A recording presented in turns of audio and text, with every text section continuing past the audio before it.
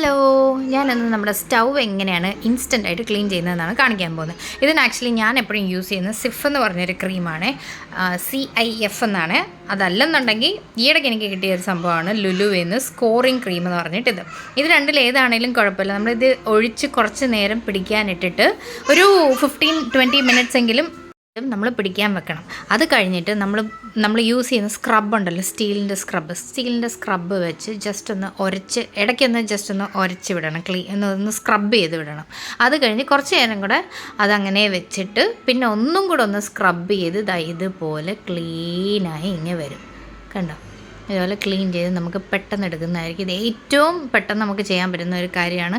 അല്ലാതെ നമ്മൾ ഉരയ്ക്കുകയോ മാന്തുകയോ ഒക്കെ ചെയ്ത് കഴിഞ്ഞാൽ ഇത് പാടൊക്കെ നമുക്ക് വീഴും.